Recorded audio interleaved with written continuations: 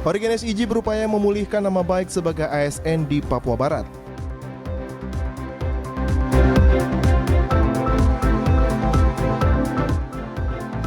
Kabupaten Manokwari akan menggelar Festival Teluk Dore.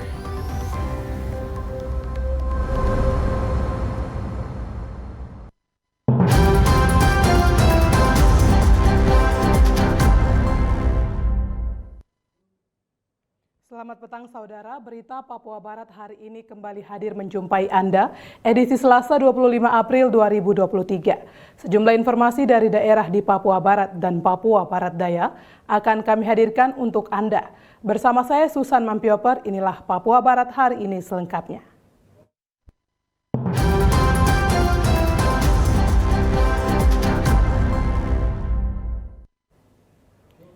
Polda Papua Barat tempatkan Satgas Operasi Petik Bintang di Kabupaten Maibrat selama 2 bulan ke depan.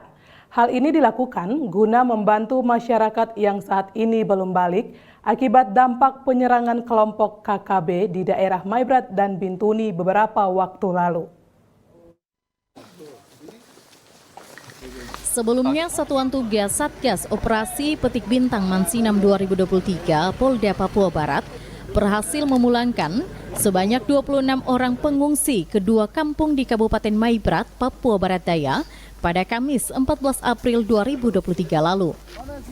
Dirkrimum Polda Papua Barat, Kombes Pol Novia Jaya kepada media membenarkan bahwa anggotanya telah berhasil memulangkan puluhan pengungsi ke Kampung Kamat dan Ayata, Distrik Aifa Timur Tengah, Kabupaten Maibrat.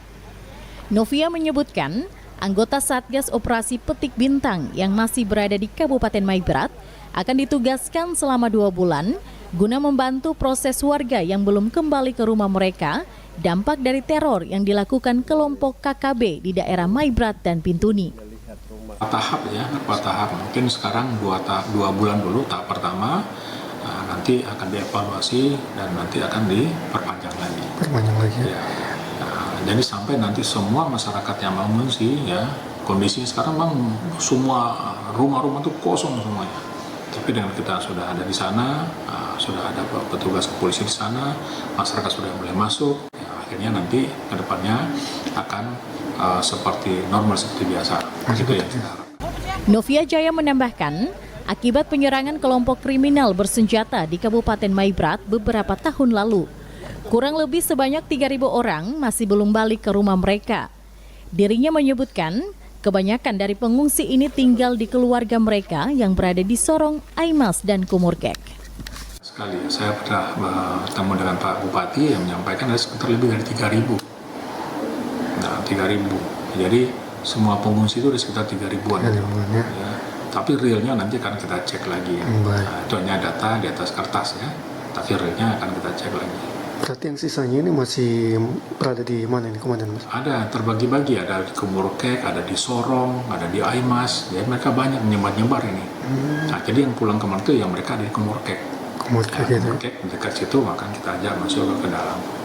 Baik, berarti yang lain masih ada di sebagian di kota-kota ya? Kita harapkan dengan adanya mereka sudah masuk kemarin, nah, dia bisa menghimbau kepada saudara-saudaranya, teman-temannya, tetangga-tetangganya untuk juga pulang ke kampung karena dia sudah menyaksikan sendiri bahwa di dalam sudah aman. Natalindo Kerewai, TVRI Papua Barat melaporkan. Saudara, meresmikan kantor cabang Dinas Kehutanan Wilayah 3 Kabupaten Teluk Wandama, Gubernur Papua Barat berpesan operasional kantor harus berjalan guna untuk melayani masyarakat.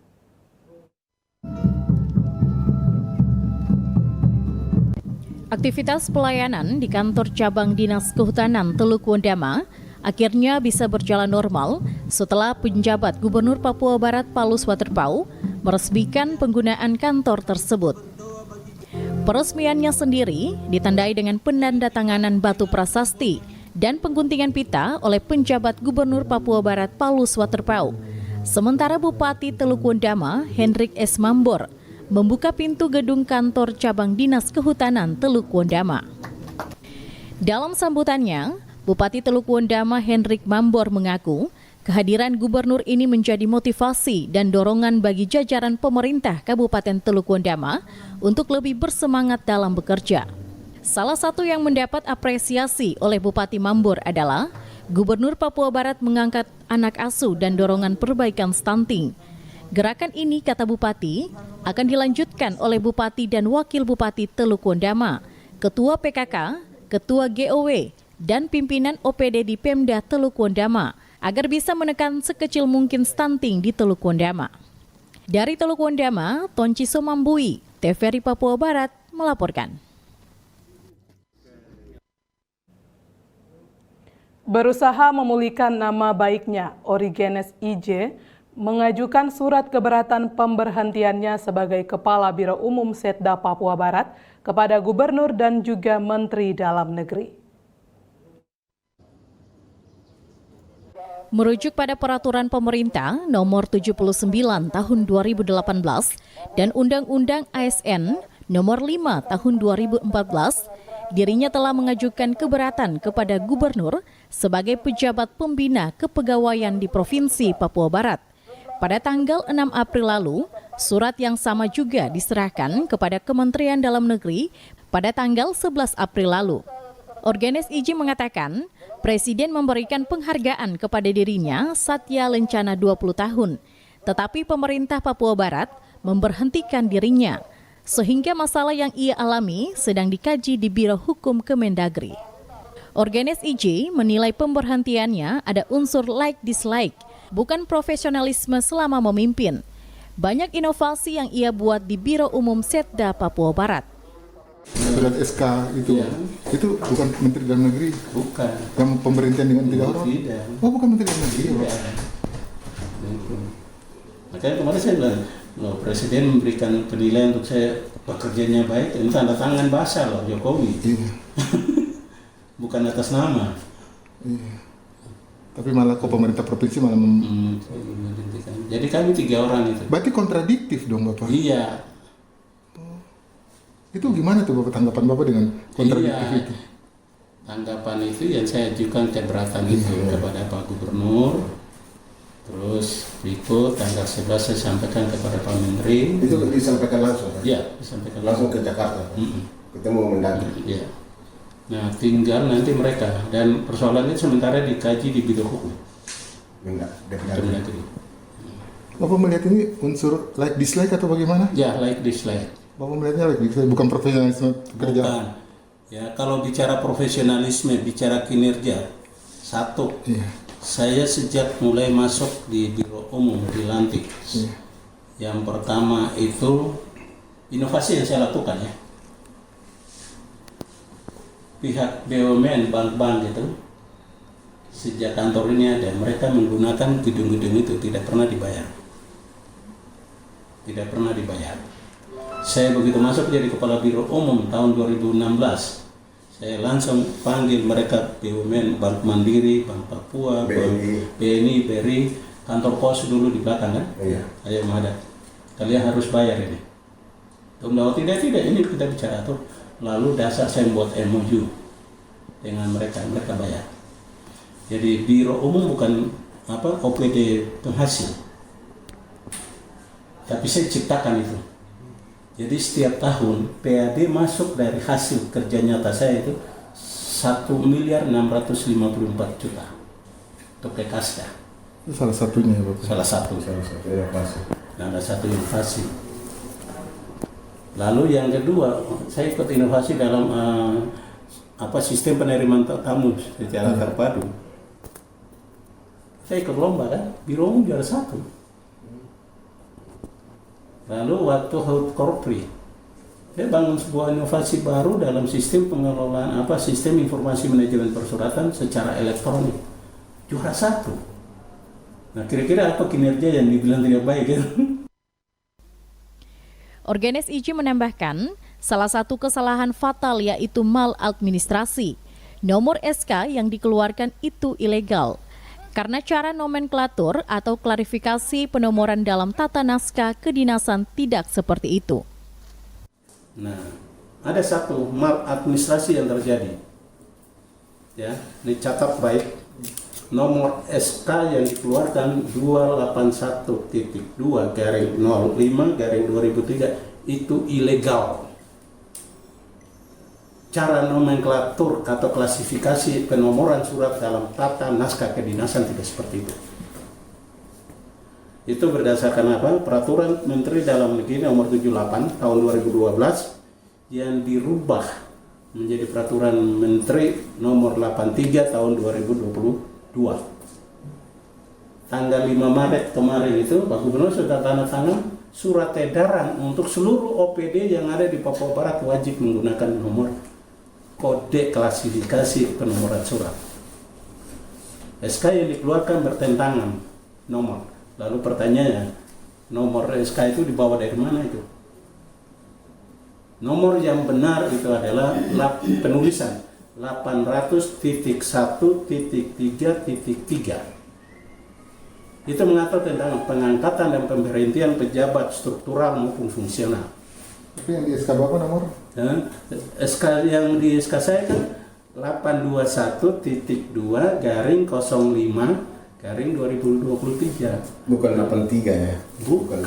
Apakah itu oknum-oknum tertentu yang bikin Bapak mungkin? Ya itu tidak tahu, tanya Pak Gubernur.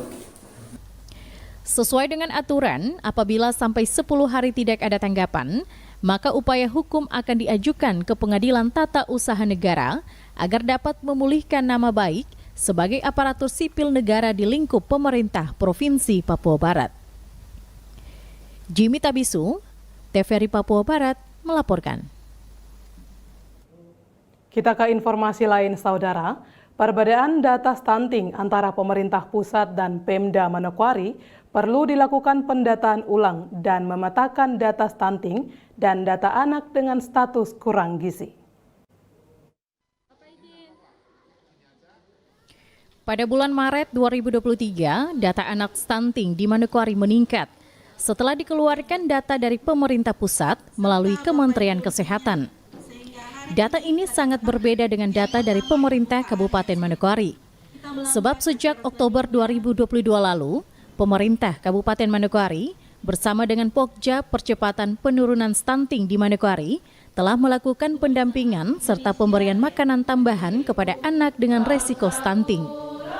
Ketua Tim Percepatan Penurunan Stunting TPPS Kabupaten Manokwari, Edi Budoyo mengatakan, karena adanya perbedaan data, maka akan dilakukan pendataan serta validasi ulang data anak stunting dan anak stunting dengan status gizi kurang, sehingga pendampingan dapat dilakukan secara menyeluruh. Masing-masing datanya berbeda, ya, tidak ditabulasi tapi umur umpamanya 0 sampai 19 bulan atau nanti 19 bulan sampai mungkin 20-30 bulan gitu. Jadi berbeda-beda. Makanya saya mintanya pada kesehatan, kemarin Kepala Dinas Kesehatan coba ditabulasi supaya kita tahu persis gitu. Perbedaan antar data yang dimiliki Pemda Manokwari dan pemerintah pusat, Edi Budoyo selaku Ketua Tim Percepatan Penurunan Stunting, apakah data tersebut merupakan data anak stunting atau anak kurang gizi? Sebab tim pengarah PKK telah melakukan pendampingan dan pemberian makanan tambahan bergizi melalui Pokjanya. Perbedaan data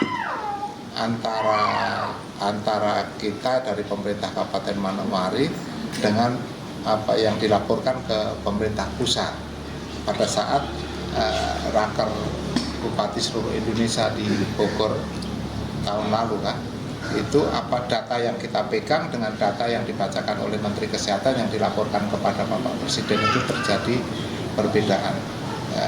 Tetapi terlepas dari semua itu, saya selalu menghimbau kepada petugas-petugas kesehatan yang mencari data ke lapangan itu harus hati-hati. Apakah itu betul-betul resiko stunting atau hanya sekedar kurang gizi. Nah, oleh karena itu kalau seandainya kurang gizi, saya apresiasi sekali kepada Ibu Bupati, Ketua Tim Penggerak PKK Kabupaten Manokwari.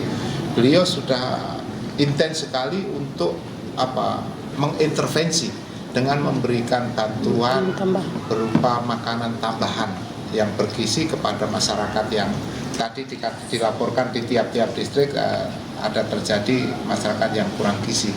Selama ini yang telah dilakukan oleh Pemda Manokwari adalah intervensi melalui program pemberian makanan tambahan. Namun diharapkan data yang telah dikirim ke pemerintah pusat harus benar-benar valid sebab akan berdampak kepada pemerintah daerah.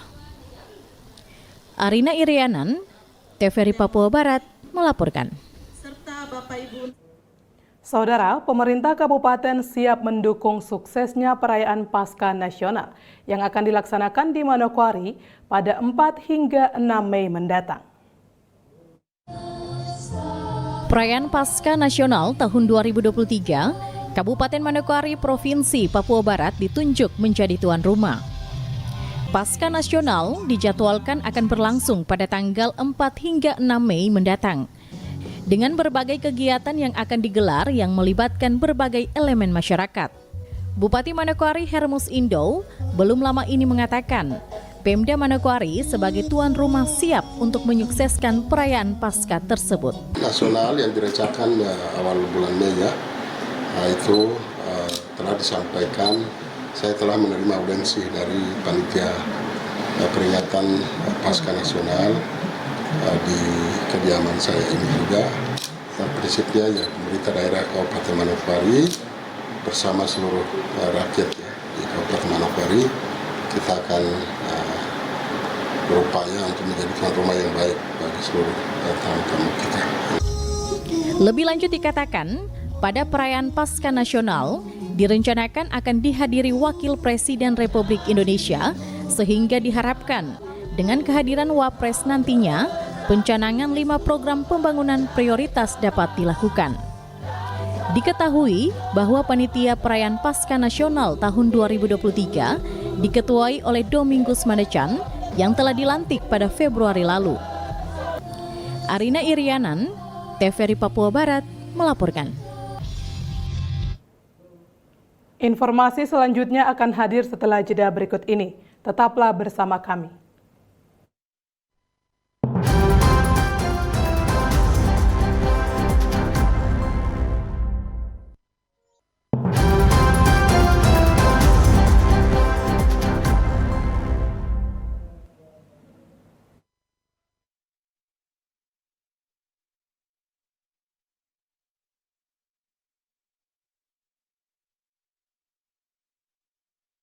Diri untuk menggelar Festival Teluk Dore. Dijadwal, festival budaya ini akan digelar pada bulan Oktober 2023. Untuk pertama kalinya masyarakat di kawasan Teluk Doreri, Papua Barat akan menampilkan atraksi budaya dan adat istiadat yang dikemas dalam sebuah festival yang diberi nama Festival Teluk Dore.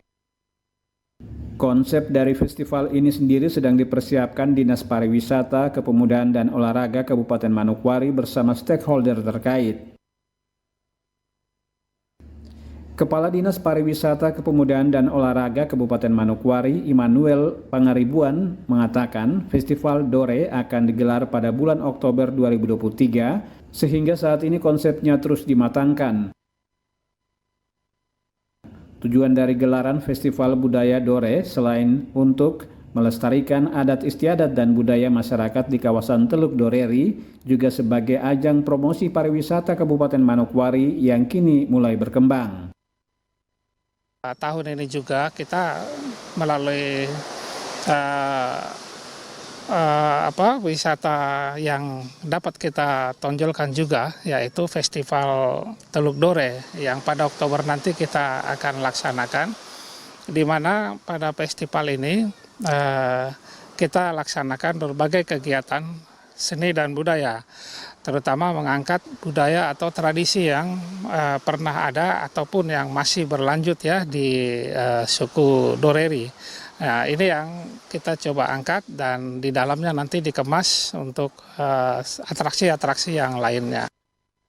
Festival Teluk Dore sendiri memiliki ciri khas yang mirip dengan Festival Danau Sentani, namun dikemas sesuai budaya dan adat istiadat masyarakat Teluk Doreri sehingga akan menjadi tontonan menarik bagi masyarakat maupun wisatawan yang akan datang. Apalagi Manokwari memiliki sejumlah objek wisata yang cukup menarik, diantaranya wisata hutan Gunung Meja, wisata atraksi burung pintar di distrik Bokwam, wisata air surfing di sepanjang Teluk Pepaya hingga Petrus Kaviar, wisata pemanggilan ikan di Pantai Bakaro, dan wisata Pantai Pasir Putih. Untuk diketahui saat ini pemasok wisata terbesar di Kabupaten Manokwari setiap tahunnya masih berasal dari wisata rohani Pulau Mansinam yang menjadi ikon kekristenan di tanah Papua. Tim Liputan TVRI Papua Barat melaporkan. Saudara, Hari Raya Idul Fitri 1 Syawal 1444 Hijriah, di hari keempat Pantai Pasir Putih Manokwari, Papua Barat, masih menjadi pilihan warga Manokwari untuk dikunjungi saat liburan. Suasana pantai terlihat ramai berbeda dengan hari libur biasanya. Itu terlihat dari masyarakat yang memadati area pinggiran Pantai Pasir Putih bersama dengan kerabat dan keluarga. Salah satu pengunjung yang tak melakukan mudik atau pulang kampung memilih untuk berlibur di Pantai Pasir Putih karena pasir yang putih dan indah. Saya memilih Pasir Putih karena pasir di sini pantainya bersih, putih. Peningkatan pengunjung juga terlihat dari pendapatan omset penyewaan bantal renang, tikar pantai, odong-odong laut dan buah kelapa muda 2 kali lipat seperti biasanya. Sekarang begitu ya ada lumayan sedikit dengan kartu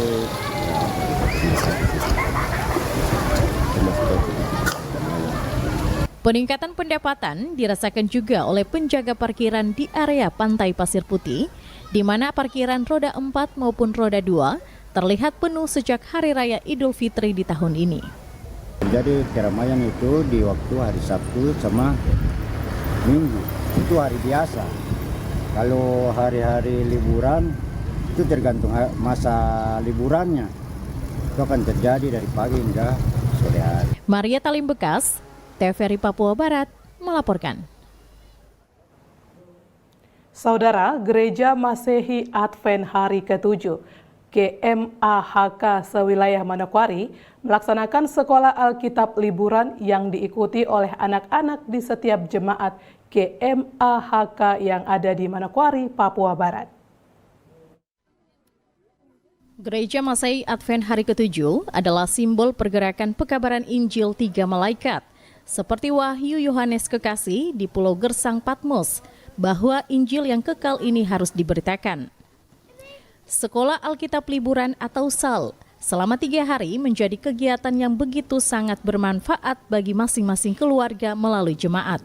Jemaat yang ada di wilayah Manokwari untuk membawa anak-anaknya datang belajar Alkitab, yang adalah terang hidup yang dapat menyiapkan dan mengubahkan kehidupan mereka sehingga memiliki tabiat seperti Kristus. Masehi Advent Hari ke-7 adalah simbol pergerakan pekabaran 3 malaikat seperti Wahyu Yohanes Kekasih di Pulau Gersang Patmos, bahwa Injil yang kekal ini harus diberitakan kepada seluruh bangsa dan suku dan bahasa dan kaum. Berdasarkan ini, Gereja Masehi Advent Hari ke-7 merencanakan berbagai program penginjilan guna melanjutkan 3 pekabaran kosmis atau dunia, itu kepada dunia. Program sekolah Alkitab liburan diharapkan akan dapat menyiapkan anak-anak semua sebagai generasi penerus gereja dan kebenarannya yang berkualitas baik di dunia maupun di surga. Pentingnya kegiatan ini dibuat dengan tujuan untuk menanamkan benih-benih kebenaran firman Tuhan di dalam pikiran anak-anak kita melalui satu seri pendalaman Alkitab yang dibuat dalam cara yang sederhana sesuai dengan kondisi dari anak-anak kita, yang dikemas dalam bentuk pendalaman Alkitab yang singkat, yang menarik agar anak-anak kita mereka tidak bosan dan mereka tetap mengingat akan cerita-cerita Alkitab. Kegiatan ini dilaksanakan berdasarkan program dari Direktur Departemen Anak-anak Daerah Misi Papua Barat. Berlangsung selama 3 hari, yaitu mulai dari tanggal 20 sampai 23 April 2023 di Pusat Pendidikan dan Latihan Olahraga Pelajar PPLP Bakaro Gunung Manokwari, Papua Barat. Maria Talim Bekas, TVRI Papua Barat melaporkan. Saudara, berikut ini suasana Pasar Sentral Wosi Manokwari yang mulai kembali ramai setelah hari libur perayaan Idul Fitri 1444 Hijriah. Selasa 25 April 2023, suasana di Pasar Sentral Wosi Manokwari mulai kembali ramai seperti biasanya. Setelah hari libur perayaan Idul Fitri 1444 Hijriah, dari pantauan TVRI, terlihat beberapa lapak yang masih tertutup karena masih dalam suasana hari raya, namun banyak juga pedagang yang sudah membuka lapak jualannya. Untuk harga sayur seperti kangkung, bayam dan juga sawi, berada di kisaran harga Rp5.000 hingga Rp10.000 per ikat. Harga bawang merah dan bawang putih di kisaran Rp40.000 hingga Rp50.000 per kilogram. Harga rica Rp50.000 per kilogram, harga tomat Rp8.000 per kilogram. Harga ikan berada di kisaran Rp20.000 per tumpuk jenis ikan kecil sehingga Rp100.000 per tumpuk ikan sedang. Sedangkan ayam potong Rp65.000 per ekor. Untuk suasana pasar, jumlah pembeli dan juga pedagang yang datang untuk berjualan dan berbelanja terlihat akan normal kembali usai hari libur. Jimmy Tabisu, TVRI Papua Barat melaporkan.